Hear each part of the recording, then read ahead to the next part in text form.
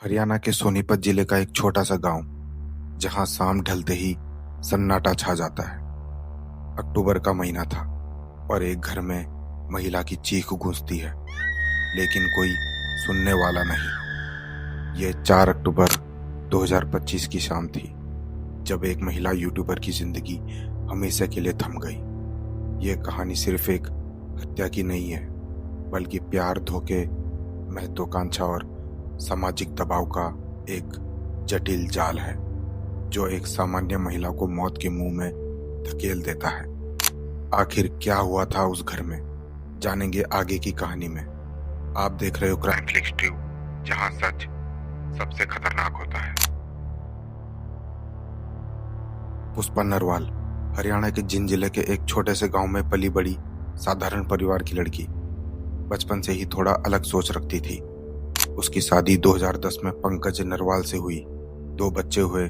जिंदगी अपनी रफ्तार से चल रही थी, लेकिन पुष्पा के मन में एक बेचैनी थी, कुछ बड़ा करने की, अपनी पहचान बनाने की। 2020 में जब कोरोना लॉकडाउन ने सबको घरों में कैद कर दिया, उसी दौरान उसने मोबाइल उठाया और एक यूट्यूब चैनल बनाया और वीडियो डालना शुरू किया।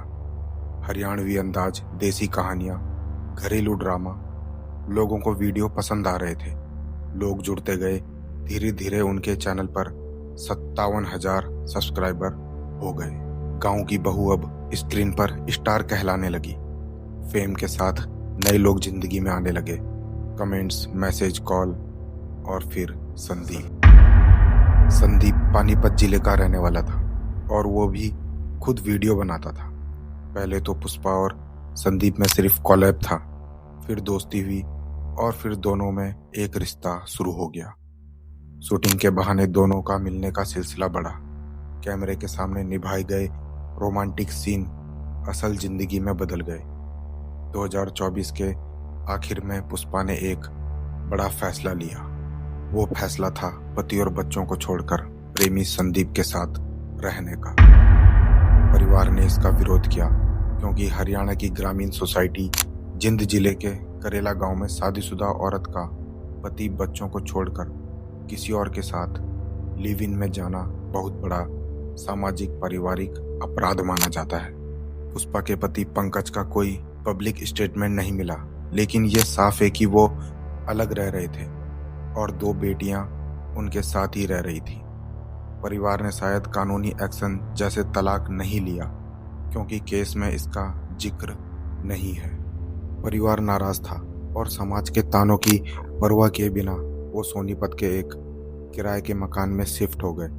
कुछ महीने तो दोनों के बीच सब ठीक था। दोनों साथ वीडियो बनाते, हंसते, घूमते, लेकिन धीरे धीरे दोनों के रिश्ते में कड़वाहट आने लगी।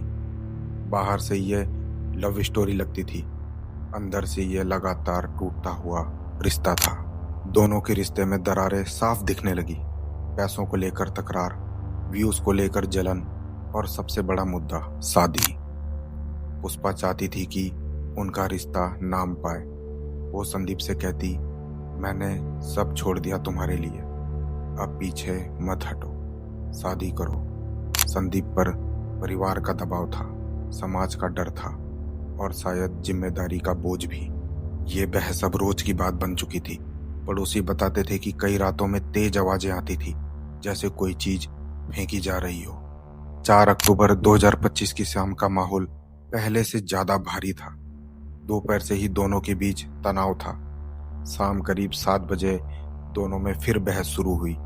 आरोप लगे, धोखे के, इस्तेमाल करने के, छोड़ देने की धमकियों के। बहस धक्का मुक्की में बदली। गुस्से में संदीप ने पास पड़ी रस्सी उठाई, पहले धमकाने के लिए, फिर काबू करने के लिए। लेकिन गुस्सा जब काबू से बाहर हो जाए तो इरादा भी धुंधला हो जाता है। उसने रस्सी पुष्पा की गर्दन पर कस दी। पुष्पा ने हाथ पैर मारे, नाखूनों से खरोचा, सांस लेने की कोशिश की।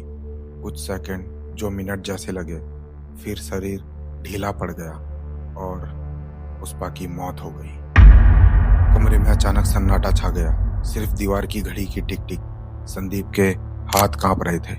उसे समझ आ चुका था कि यह सिर्फ झगड़ा नहीं रहा, यह हत्या बन चुकी है। घबराहट में उसने एक खौफनाक फैसला लिया। उसने सऊ को पंखे से लटका दिया, फंदा बनाकर। मोबाइल से कुछ मैसेज डिलीट किए, कमरे को थोड़ा ठीक किया जैसे सब सामान्य हो। फिर रात करीब 9 बजे रोती हुई आवाज में उसने पुष्पा की माँ को फोन किया। आंटी, पुष्पा ने खुद को खत्म कर लिया है। पुष्पा का परिवार जब वहां पहुंचा तो कमरे का सीन देखकर टूट गया। पुलिस आई। शुरुआती नजर में मामला आत्महत्या जैसा ही लगा, लेकिन पुष्पा की माँ कुछ और कह रही थी। मेरी बेटी ऐसा नहीं कर सकती, वो ये बार बार दोहरा रही थी। पुलिस ने शव को पोस्टमार्टम के लिए भेजा। पुष्पा की मां ने तुरंत शक किया और अगले दिन 5 अक्टूबर सोनीपत सदर थाने में कंप्लेंट दर्ज करवाई और संदीप को गिरफ्तार किया गया। अगले दिन रिपोर्ट आई। रिपोर्ट से साफ हो गया कि मौत फांसी से नहीं, गला घोटने से हुई थी। गर्दन की हड्डियों पर दबाव के निशान थे जो आत्महत्या से मेल नहीं खा रहे थे। फॉरेंसिक टीम ने कमरे से नमूने जुटाए। रस्सी पर संदीप के साफ फिंगरप्रिंट मिले। पुष्पा के नाखूनों में त्वचा के अंश मिले। मोबाइल चैट्स में शादी को लेकर दोनों की तीखी बहस। सीसीटीवी में कोई बाहरी व्यक्ति रूम में नहीं आता दिखा। पूछताछ में पहले संदीप ने पुलिस को गुमराह करने की कोशिश की। बार बार कहता पुष्पा डिप्रेशन में थी, लेकिन सबूतों का जाल कसता गया।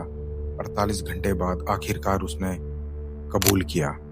उसने कहा, गुस्से में हो गया, मेरा इरादा मारने का नहीं था। लेकिन कानून इरादे से ज्यादा परिणाम देखता है। केस कोर्ट में चला। गवाह, मेडिकल रिपोर्ट, डिजिटल सबूत, सब ने एक ही कहानी कही। संदीप ने ही पुष्पा का कत्ल किया है। जनवरी 2026 में अदालत ने उसे दोषी ठहराया और उम्र कैद की सजा सुनाई। जज ने टिप्पणी की कि यह सिर्फ हत्या नहीं, बल्कि विश्वास का क्रूर अंत था, जिसे आत्महत्या दिखाने की कोशिश ने और गंभीर बना दिया। आज के समय में वो किराए का कमरा खाली है। दीवारों पर कीलों के निशान बचे हैं जहां कभी रिंग लाइट टंगी थी। कैमरे के सामने मुस्कुराने वाली लड़की अब सिर्फ यादों में है।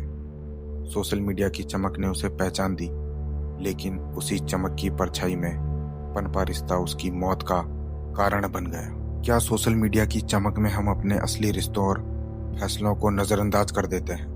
क्या फेम और प्यार के बीच संतुलन ना बना पाने की कीमत इतनी भारी हो सकती है? आप इस केस को लेकर क्या सोचते हो? अपनी राय कमेंट में जरूर बताइए। वीडियो में लाइक करें, शेयर करें और रियल क्राइम स्टोरी के लिए चैनल को सब्सक्राइब करना ना भूलें। मिलता हूं आपको अगली रियल क्राइम स्टोरी के साथ। तब तक के लिए टेक केयर।